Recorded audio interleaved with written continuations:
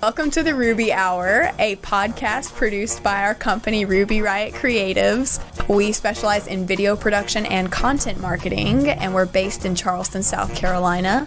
I'm Shelby Ring. And I'm Madeline Rager. This podcast is devoted to interviewing extraordinary people doing extraordinary things and nuggets of wisdom that they've learned along their journey. Also, just want to give you a heads up, we have potty mouths and we're talking about inappropriate things.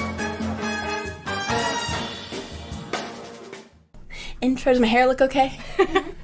Tell us when we look weird. Fantastic. Yeah. Oh my gosh. Okay. Thank you so much for joining us today for another session of the Ruby Hour, where we interview extraordinary people about their extraordinary journey that got them to where they are today.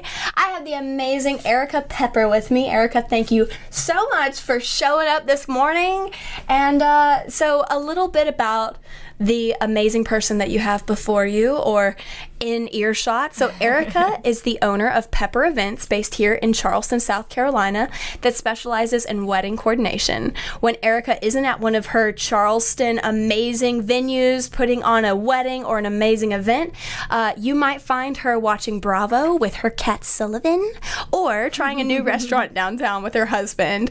Erica's work was recently published in Martha Stewart Weddings when she partnered with a wedding designer based out of New York at a William Aiken House wedding. So Yay. Thank you so much for coming this morning. So you started your business here in Charleston in 2015 and you've been in Charleston for the last 10 years. Now, are you from Charleston originally? I am from Iowa. Okay. So I moved to Charleston actually after college. I wanted to kind of live at the beach for a little bit and see where that got me, and obviously I did not move back. So oh my gosh. So did you have any family here in Charleston? Nope. All of my family still lives in Iowa. Okay. So I still go back and visit everybody and see all my friends and all of that good stuff, but definitely have kind of built a life here in Charleston now. Yes. Oh my gosh. Did you meet your husband here in Charleston? I did. Okay. The first job that I got when I moved here was at a golf course in town, so I actually met him there. So now he says I can't get mad at him when he goes golfing because I knew from the very first day that we met that he was a golfer. It was full disclaimer. He's like, I'm going, and I'm like, okay, I get it. So I love it. I love it. That is so awesome. So your business, do you primarily work with weddings? What's your what is filling most of your books? Pretty much 100% weddings. Awesome. Yep. That's an easy answer. So yeah, we've done a few like bar mitzvahs here and there and just kind of event related things, but mostly always weddings. So awesome. So how did you get in the wedding planning world? Was that something you went to school for? So I actually went to college to be an English teacher.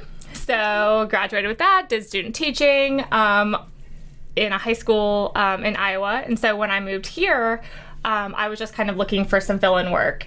And I got a job at the golf course that I mentioned earlier, and they had an events position open. So it was actually membership events and planning just kind of social events, which I was actually really nervous to do because I was like, I don't know how to plan an event. Like, how am I going to do this? But 90% of the job was just like member relations and kind of bookkeeping and stuff, which I knew I'd be good at that part. So it kind of transitioned from events to a lot of weddings at the golf course to my job was all the weddings at the golf course. I did that for 5 years, and then I was kind of like, okay, I've done the same wedding like every weekend, for the past 5 years. So yeah. I was kind of ready to branch out, but it was just a weird path that got me here, but I love it.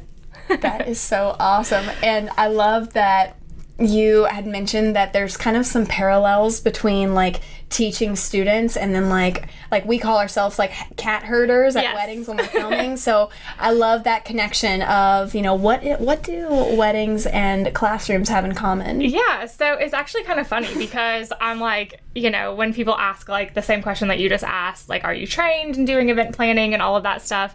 I feel like the training that I did get, that was kind of managing classrooms and, scheduling, lesson planning, all of that is literally the exact same thing as wedding planning. Yeah. And it's, you're planning day by day, you're planning minute by minute, and, getting a group of people to all do the same thing, is exactly what a wedding is, wedding coordination. So, when we have these groups, we've had up to like 14 attendants on either side. Oh. So, I mean, that's like a 30-person bridal party. Oh my gosh. And, you know, trying to get all of those people to line up and listen and, you know, walk the same path, and all of that is exactly like a classroom. So it's kind of funny how the two parallel each other. You're like, my stomping grounds is the classroom, right? If I can manage that, I can manage anything. If I can do middle schoolers who are extremely awkward, I can pretty much do any bridal party that could exist. Like throw any of them at you. Yeah. I love that. And so you've mentioned that you actually are quite introverted, despite being in a role where you're, you know, it's like, I mean, Madeline and I talk about this all the time, like the respect that we have for planners that are just keeping the ship together, right? And keeping the timeline rolling. And it's like, it affects, you know, however many people, if you have 40 people behind the scenes coordinating and you're being that point of contact. So how do you balance the fact that, you know, you do have more of an introverted nature with being in that role where you're, you know, smiling, you're engaging with people? Like, what works for you? Yeah. I mean, like you said, it definitely takes a lot of balance. Like when you get home from a wedding, at the end of the evening, you're not only exhausted from like walking all day, but you're just exhausted from being like on, you know, smiling and talking and everything all day. But I feel like that's what makes me work better. I like thrive in it because you're like a little bit out of your comfort zone. So you're like, I know I have to be really good at this today. And it's okay to go home at the end of the night and like sleep the entire next day or just kind of like watch TV and decompress. So it's definitely a good balance. And a lot of my friends are probably like, I don't like it because you're tired the next day, but it's kind of, it's good for me to be on all day at a wedding and then just definitely take the time, either like watch TV or do yoga or do something that's kind of like a little less on the following day or on days off and stuff like that. So yeah, no, that's like crucial when you're like so in one side of being extroverted, outgoing, to then take that time to like regroup. And what are some of your favorite ways that you like to unwind? You mentioned a particular somebody that really helps you recharge. Yeah, so, you know, my husband is definitely not the type to sit and like watch a marathon of 12 hours of TV. So my cat is really good about doing that with me. He has no judgment. He doesn't care. He prefers it. So that goes back to the whole golfing thing. My husband goes out and he golfs all day, and we kind of, you know, stay in and chill, and then we'll like go get dinner or we'll do something. So it's kind of like we both win that day. Yes. Get a little relaxing time, and then we actually can like go out that night. So, oh my gosh. Yeah. Sullivan wins. He gets extra pay. I know. He just gets all the cuddles that he could ever want, and while I rest. Win all around. I love it. So as far as, you know, you're constantly working with brides, you're constantly working with new people, and I'm always fascinated by the wedding industry. You know, it's in a way a one-hit wonder where you have that client business and you build so much rapport with each couple, and then they have their event, and unless they're having siblings or bridal party members, it's like, you know, you build relationship and then you start over with the next couple, start over the next one. Right. So what advice, like through the years, what have been some of the things you've been told by couples of like, this was one of the most helpful things that helped us, that you said, from planning our wedding day? Oh man. Honestly, like I feel like just being there for people, we hear a lot of times, you know, we don't know what we don't know. And that's a phrase that I use a lot too, you know, when you go into a realm like, yes, we know like working in the wedding industry, you feel like you forget that this is usually the first time people are doing this, or you forget that it's not like the back of their hand. And so just being really mindful about, you know, they don't even know where to get started, or they don't know what questions to ask, and just kind of, you know, very upfront being like, we're gonna spell it out for you. You don't have to worry about who do I need to book or where do people need to be. It's kind of just like, once you hire a wedding planner or start to hire your vendors, just knowing that they're going to kind of take charge and guide you, and you don't have to worry about not knowing what you don't know. We just hear that from clients a lot. Yeah. They're like, I don't even know what to ask. Yeah. Help me just get started. Mm-hmm. And usually once we kind of do X, Y, Z, things kind of start to fall into place from there. So yeah. No, that's like that's one of the first things that I love to ask couples whenever they talk with us with wedding videography is I'm like, who is helping you like manage all of the things for your day? Because it's like, it always, if a couple doesn't have a day of coordinator or somebody that's been walking them through the process, it falls on the mom or it falls on one of their like, you know, family members or the sister. And it's almost like give your family permission to enjoy the day and have peace of mind and like leave it to the experts, regardless of, oh, my mom's really good of like hustle and bustle and like, you know, she's got it. But it's like gift your mom the day to enjoy. Agree, 100%. It's always so sad at the end of the night when you see, I try not to see these people because I try to, you know, tell them to enjoy themselves. But, you know, when you feel like maybe they took on too much or they tried to do too many projects or they were just kind of like, I'm so type A that I have to be the one to carry this out. I think that's really important when you are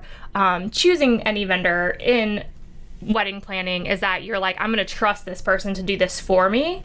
And just, you know, as type A or as detail oriented as the bride or the family members or anything like that are, just knowing, hey, I've got someone that's going to carry this out for me and I can be a guest and I can enjoy myself and I don't have to worry about those things, is definitely the hope that we put out there that, you know, we'll take care of that part. And just helping streamline everything and be able to just like go get you a cocktail. Exactly. Let me go get you a cocktail. You hang out with your friends and just hang out and enjoy it and don't worry about are the candles being lit? Is the DJ ready and queued up? Like I really never want anyone to feel that way. No, that's such a game changer. And I've like, you know, we're going through footage of like 40 hours in post-production after weddings, and it's such a night and day difference of when you see the like demeanor of the people involved or the parents, where if the mom is thinking in the back of her mind like, okay, is that person doing everything right, versus like being at ease, being there for your daughter, your son. And it's I love it. We're like, wedding planners are just total heroes of, well, and I mean, I totally get it. It's a huge investment and you've spent, you know, sometimes upwards of a year, you know, planning and getting everything in place, and you want it to go perfectly. But that's exactly why I feel like you have to trust everyone that you hired. And if you don't feel that way, I think it's, you know, better to get out of it before your wedding day, because you have got to know that everything's taken care of. But yes, people definitely, and I mean, I was probably this way on my wedding day, I don't know, but just being super stressed out or just wanting everything to be so perfect, which, you know, is obviously what all of the vendors are there to do. So have you ever ran into, because I love this terminology, you said, you know, if you're looking for that trust with the vendors that you're hiring and you're looking for that good feeling, that connection with them, have you seen anything play out where a couple chose a vendor, whether it was a good deal, it was a last minute, whatever, and it didn't pan out so well, they didn't pay attention to that intuition? Have you ever seen anything like that play out? Yeah. We actually had a client who, you know, I always tell people, you know, if you can't meet them in person, which sometimes destination weddings or just scheduling and all of that, it just doesn't work out to meet all of your vendors in person, which is totally fine. There's some that are more important than others. I feel like photographers and videographers are really important to meet prior to the wedding day, just because or at least have a phone call. Because you're going to be so close with them. Obviously planners, all day, but beyond the planner. And so we had a client who booked a vendor, and they ended up having like a few meetings with them prior. And at the end of the day, she like called me and she was so sweet. And she was just like, I don't feel like we're clicking in the way that I just can't be super comfortable. My fiance is kind of uncomfortable. I don't know if I want to feel like that on my wedding day. I love this person's work. I have no problems with any of that. And I was like, you know what? It's going to hurt their feelings less by getting out of it now than like after your wedding day being like, wow, we just didn't click. The whole day was awkward. And I was like, and for every vendor that you hire is such an investment to the couple that I would rather them be extremely comfortable and honestly just cut ties prior to the wedding, and we'll find somebody that is a good fit, rather than just because you're a nice person. It doesn't make you not a nice person to cut ties with someone that you don't click with. Not everyone in the world clicks with everyone. And there's no problem in that. You know, the problem would be putting yourself, spending all this money, and then regretting it at the end of the day. So, you know, and she was so happy with that decision. And yeah, it was an awkward conversation. Like, hey, you know, I know we hired you. Is there any way we can cut ties? Like, you know, we kind of want to go in a different direction for our wedding day. And obviously the vendor understood. I mean, if you didn't understand that, would you even be doing your couples a service, you know? So that's definitely, a learning experience, you know, and some good advice that I would have along the way is just, you got to feel really comfortable with everyone who's going to be all up in your business on the biggest day of your life. Yes. If you don't want your videographer or photographer to see you literally changing your clothes, then they're not the right fit for you. Yes. No, that's a really valid, I mean, we try to stress that of like, from the video perspective, it's like literally us and your photographer are going to be with you even more than your future spouse. Right. And it's like from the getting ready all the way through, you know, if they book us through the send-off. And so it's like to be, you know, our biggest job is to be able to like tell people like we've got your back. Like we've got, like, if your hair's out of the way, like we're going to walk over there and just make sure you are so supported and having a good experience that day. And that, you know, like you're comfortable enough. If someone walks up and you're like, oh wait, here, like let me help you with that. Okay, no, that looks perfect. Right. You're killing it. You know? Right. It's like having that, like your squad. Like, yes. Because that's, is your wedding day not like your squad ultimate meetup, all of your favorite people. And you don't have to be best friends with all of, you know, with everyone, but I think there's a difference in loving someone's final product versus just meshing well with that person and just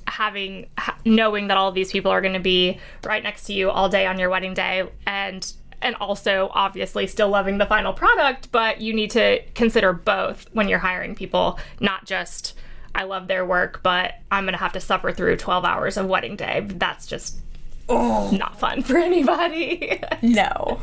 Oh my. One thing that you've mentioned is one of the biggest challenges that you've ran into in your life is moving 900 miles away from your family in Iowa and coming to Charleston, coming to South Carolina, where you were starting from ground zero. Tell me about that journey. Yeah. You know, I think it's all, I don't necessarily think everyone has to do that exact thing, but I think like as you kind of grow up and mature, it's kind of nice to challenge yourself or even scare yourself a little and do something that you're like, wow, should I take this risk or not?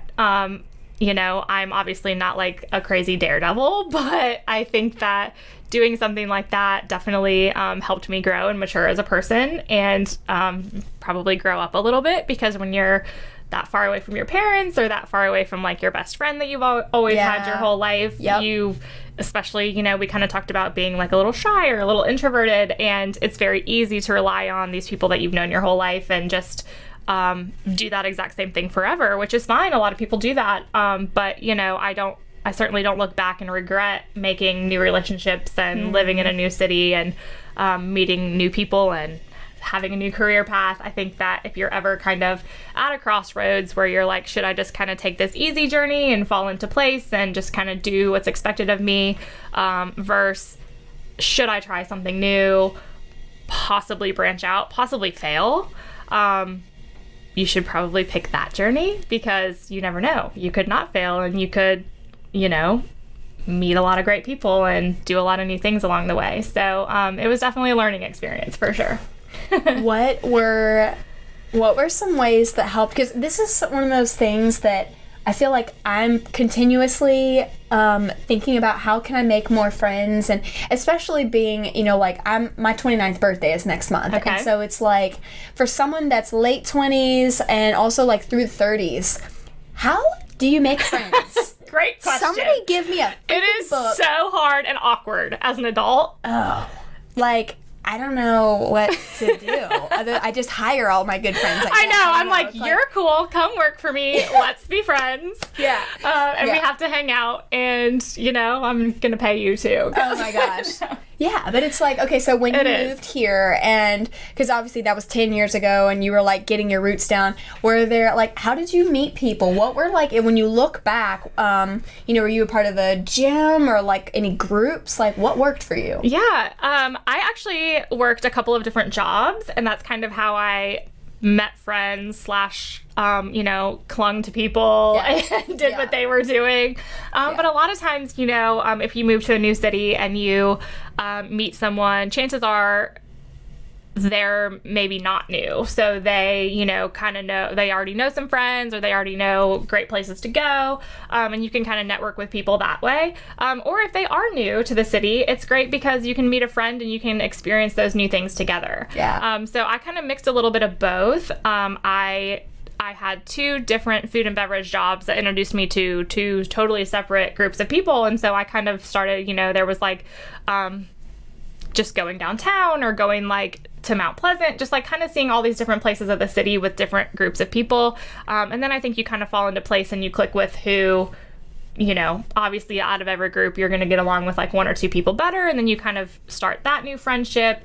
But there is something to be said too, if you meet a friend and they're like, I just moved here last month. And you're like, well, let's go to Party at the Point. Like we used to do that all the time. I never go now, but, it was just so fun and cool and in a new city. And, so bubble jumping, you know, just kind of not really ruling anyone out and doing everything kind of once, and then you're like, okay, that wasn't for me, or I love this, I'm gonna do it every Friday.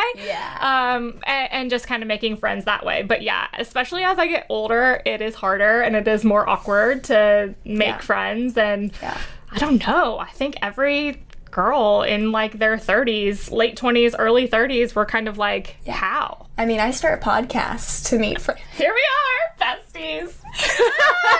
Oh, it's so great. No, it's like, it is an ongoing thing, but like, would you say that your journey of, okay, like moving to a new place wasn't easy, you had to start from zero, and did that help you now with the role that you take of, you are constantly working with new people and people that you're meeting for the first time, and like, I feel like planners have a special gift of like, well, excellent planners have a special gift of making people immediately feel at ease and feel like, you know, you're like a part of their like pack, right? So do you feel like that is something that's tied into present day for you? Definitely. You know, a lot of the vendors that we work with, I do consider friends. And not in a way that I'm like, oh, hire this person, they're my friend. It's hire this person because I trust them. They do excellent work. Whether I hang out with them outside of weddings or not really doesn't matter, and it's not going to affect. If anything, it'll make that vendor do more for the client because they don't want to disappoint the friend, the friendship that they have had, you know. And so I think that that's really important when it comes to vendor recommendations too. You know, sometimes clients are like, well, I found this guy for cheaper and I just want to do this instead, and that's fine. But that's also a decision that you're making, knowing like, hey, I know this DJ, I know he's going to come, I know he's going to show up, I know he's going to do amazing, because we're friends and he would never disappoint me, or he would never, you know, whatever. So it's a really fun job because I think you do get to work with different people all the time.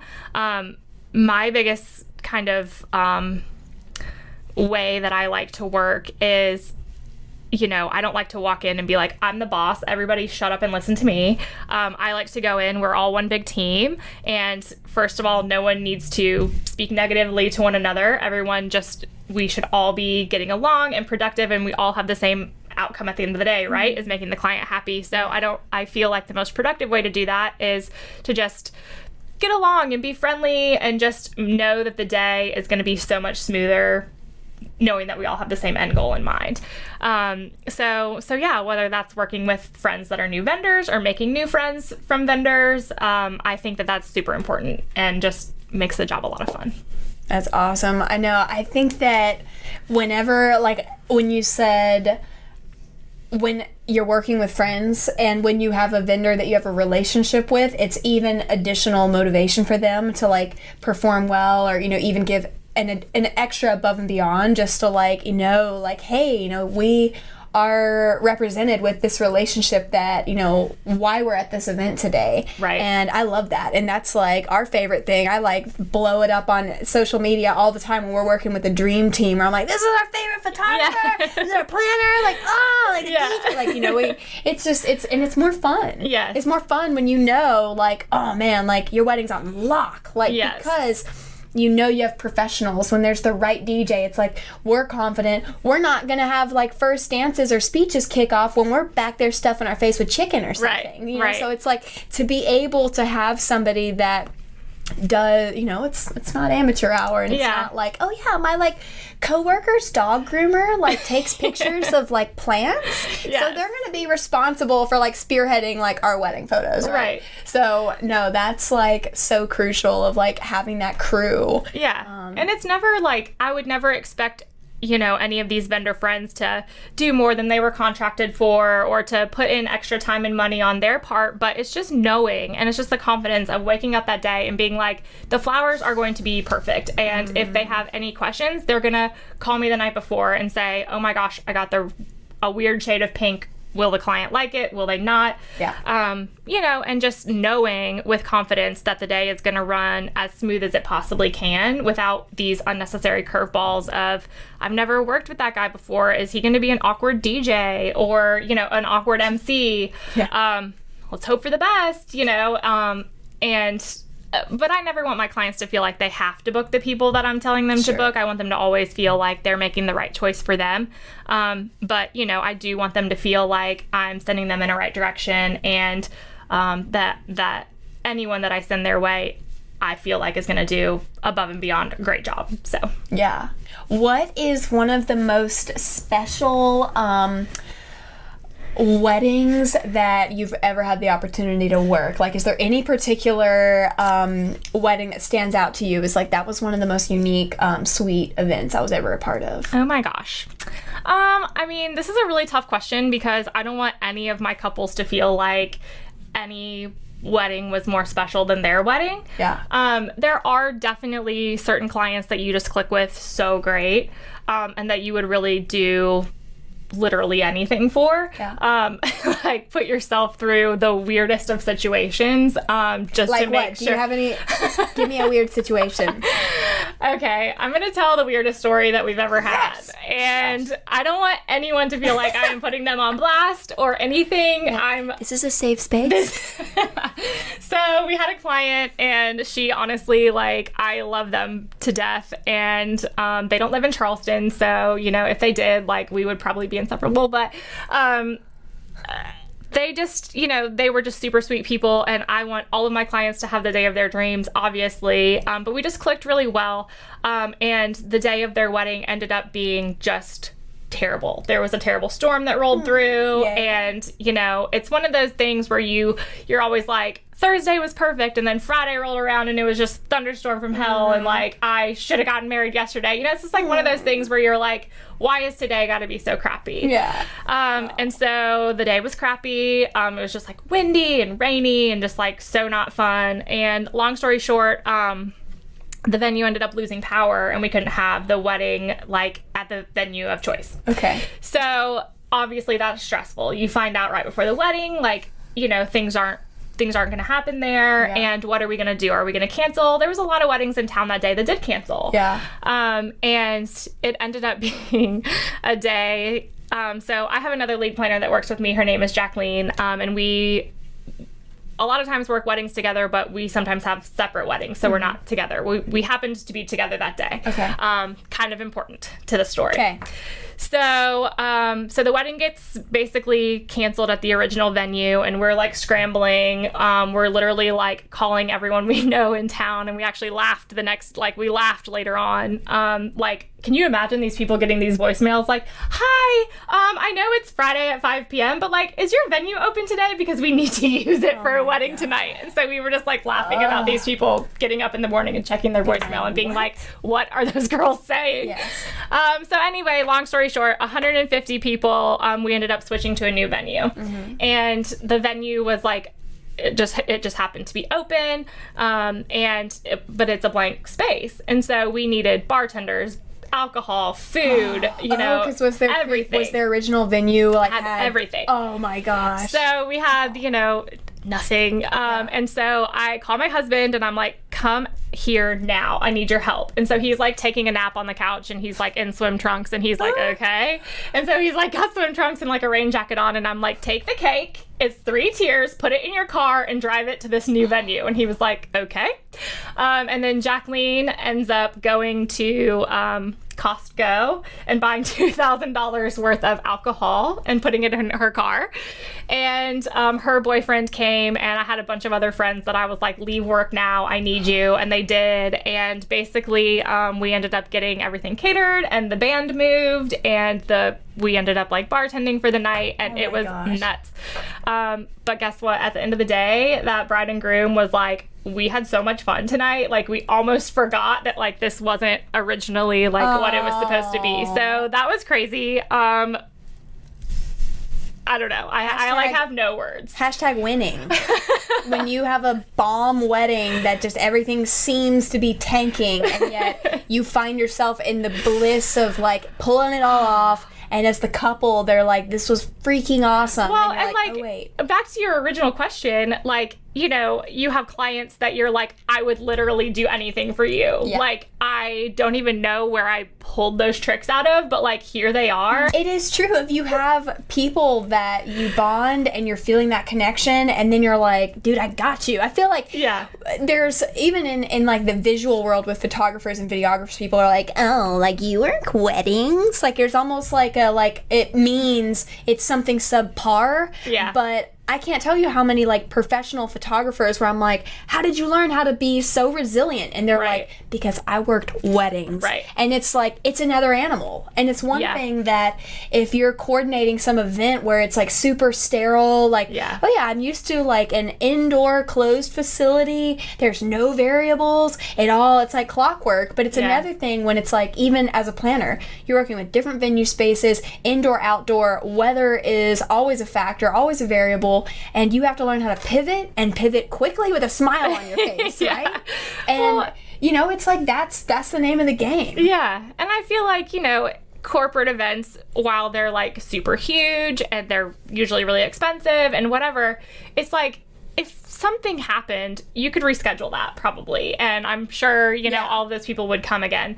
A wedding day is like not really reschedulable. Like you can, obviously, you can postpone everything and redo it, but it's like these people have this like anniversary date, probably like monogrammed on everything, and like my gosh, they've been looking forward to this day and like all this stuff, you know, and it you take it in stride, but it's like you're dealing with people's emotions and you're dealing with their money and you're dealing with them throwing literally like the biggest event they'll ever throw in their life that has so much personal meaning to it that you can't help but feel obligated to make it just as perfect as it can be for them, you know, as it can be. There's always going to be hits and misses throughout the day, but you know, you just on top of all of that, it's an important day. It's an important, you know, it's like they're close family, and there's webs and layers of family dynamics, politics, like mother-in-law, father-in-law, you know, it's like, it is not for the faint of heart, right? Yes, there's a lot going on.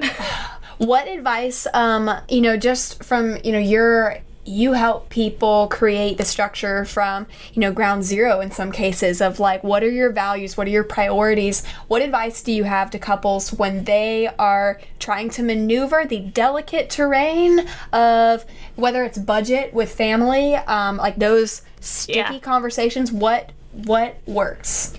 You know, I always have to remind people that everyone who's involved in their wedding planning process is involved because they love them, right? Mm-hmm. So whether it's your mom and she's interjecting every 2 seconds on an opinion that she has, or whether it's like your dad who doesn't, you know, feel like he should pay for a band and he doesn't want to spend that much money, you know, it's like all of these people are even considered in your wedding planning process at all because they love you and you love them. Mm-hmm. And, you know, I think at the end of the day, you got to step back and just be like, okay, what matters and what doesn't, what's important and what doesn't. And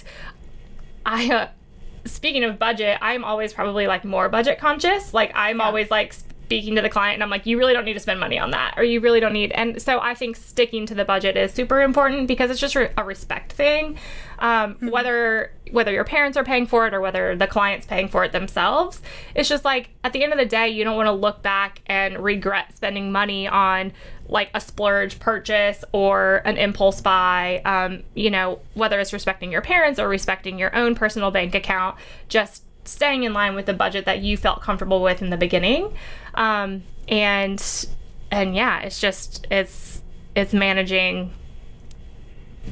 managing all of those things and just remembering, and just remembering at the end of the day that these people are voicing their opinion because they want it to be perfect for you, or they're naysaying something because they want it to be perfect for you. So it's hard, and I know like some people can be really annoying and get on your nerves, but at the end of the day, they're part of your family, and we're talking about them because they're in your family and they want to be there for you on your wedding. Okay, so from seeing the full start to finish with a wedding day and staying engaged with clients, what do you feel like are the things that stand out the most to a client after the fact? Because it's like, if you haven't planned a wedding and it is your first wedding day, or it's this new union in your life, when you're looking at like all these vendors and you're like, I don't know, like, should I do like stations or buffet or like, plated? Do I need to have 10 courses? So it's like, what do you see in the aftermath of like what stands out oftentimes to clients after the fact? Yeah, that's a great question, actually. And it is another way to prevent that buyer's remorse that we kind of talked about. Like I splurged on all these things and I didn't even notice it at my wedding. But my biggest thing is focusing on the guest experience, and the bride and groom are definitely guests to be considered in that experience. So, whether it's a band, you're like, I have to have a band. I'm just really not going to have fun at my reception if I don't have a band. Well, guess what? Like, we're going to allot money for that then. Or, I do not want a buffet. I want a formal plated dinner. That's just how I like to eat my dinner. And then, so, okay, well, we'll allot money for that. And it's just, I want them to be able to look back and be like, I got those things that I wanted. And because of that, maybe I had to cut back on my invitation suite or something. But like, if that wasn't even something that you mentioned in the initial consult, then like, why are we going to put money in that? Yeah. So that they can look back and be like, we danced for 3 hours straight because like my planner helped me get the band that was amazing. Or, whatever it is that they're like, I'm going to walk into my reception and like notice if this isn't there, then I want to make sure that it's there. Yeah. So it is overwhelming. It, like you said, there's so many decisions to be made, but it's just like relying heavily on how can we make what I really want to happen. And if I don't care about something, let's just nix it, or let's just scale back. And focus on what it is that you are going to notice. So the experience as a whole, whether that's food, beverage, music, the venue, a lot of times people are like, I got the venue that I want and I really don't care about anything else. They're like, I just always imagined myself getting married here. Okay, well, great. Like, it probably cost you a lot of money. A lot of venues in Charleston do. So let's scale back in some other areas and like really play up how gorgeous the place is that you're getting married, or whatever it is. So that's what I find. They look back and they're like, we had so much fun last night. Or, we had an intimate candlelight dinner with 30 of our family members, and like, that's all we could have ever wanted. Yeah. So I always want people to look back and remember like how the night made them feel. No one's really going to look back and be like, I mean, the decor was just like on point. I mean, I hope it is, sure. But it's like the experience and the feelings that you get the next day are definitely by far what I hear people comment on the most. So. Yeah. And yeah, it's like, I love that, we danced for 3 hours because we wanted to dance and listen to a band, or we wanted whatever part of the experience. It's almost tapping into, screw the Pinterest board and be like, what do I want to be doing? I got like 5 hours with like all my favorite humans. Yep. How do I want to set myself? Yeah. Like, and if it's dancing, or if it's like entertaining, or if it's like I want a cool cigar lounge thing, exactly. And all the boys can be doing their thing, or like whatever that looks like, to get clear on that end result. and then work your way backwards in terms of budget. I mean, and a lot of times, like, you know, when you're talking about plated dinner versus stations or whatever, it's like, well, do you want more time to mix and mingle cocktail style, like with your friends? Is that how you imagine yourself? Well, then we're going to go stations, and we're going to do kind of a, you know, you can stand up, you can sit down, you can hang out outside, you can do whatever sort of thing. And so really it is like, what's your priority and how do we build from there? So yeah. Love it. I love it. Let's see. Closing thoughts. Oh my gosh. Okay. So you said something that I want you to go into. Tell me about your advice on after parties. Okay, so pretty much like all of my couples will say that I've said this to them because it is something that I feel really strongly about. So on our wedding night, as to be expected, we were really tired. We had a long week with everybody, and we were just tired. And we were like, let's go to bed. We're tired. And guess what? All of our friends went out that night and had like the most fun. And we saw their pictures and we heard all their stories the next day at brunch. And I was like, why did we go to bed? Aww. Like, it was like the biggest regret of my life. So I always tell my couples this, you know, no matter what your friends are doing, where they're going, even if you're all going back to the same hotel lobby and just chilling, like, there is never another time in your life that all of your friends and family are going to be in the same place, same city, same country. And so really soaking up every single moment that everyone's together and just spending it together. You can go back and like drink water at the hotel. Like, it doesn't really matter, but just do it, you know, spend as much time with those people as possible, because it's really is once in a lifetime. I love that. And when I read that, I was like, that's brilliant. Because I feel like I would be like, I'm going to do self-care. Yeah. I want to change. I want to get comfy. That's fine. Go do that. But then, like, go back out. And, like, be tired the next day. Be tired when everyone goes home. And really just spend every moment that you can with those people, because they're never going to be in the same room again. I love that. I love that. Tying off the night well as a group with all the people that are important to you.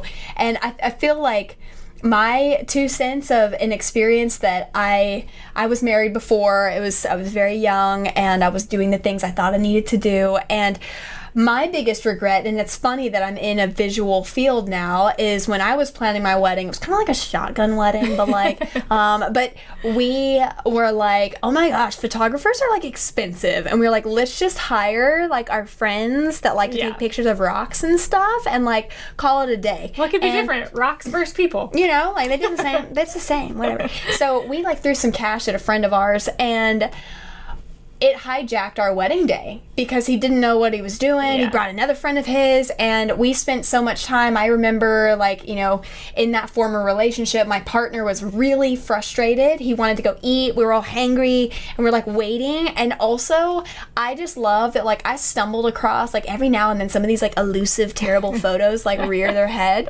and I found they're not totally scrubbed in the bridal chamber where I was getting ready. We staged, like, it was a Texas wedding, and I had a pearl-handled pistol on my garter, because our theme was kind of like, fuck y'all, we're from Texas. That was literally, like, I walked down the aisle, not kidding, to the song Hustlin', the hustlin', every day I'm hustling. My dad walked me down the aisle to Rick Ross. Literally, I think that's his name. Proud. And then we like made it all. It was like we switched. It was classical, but we staged me and my bridesmaids to look like I gunned them down. I had the pearl-handled pistol, and I had my bridesmaid girlfriends all like laid down on the floor. That's what you get when you don't hire a wedding photographer or videographer. Nobody blinked. And they were like, he was just kind of like, he was all like, right, excellent cool. idea. And I think that was like, as great. That was the headspace I was in.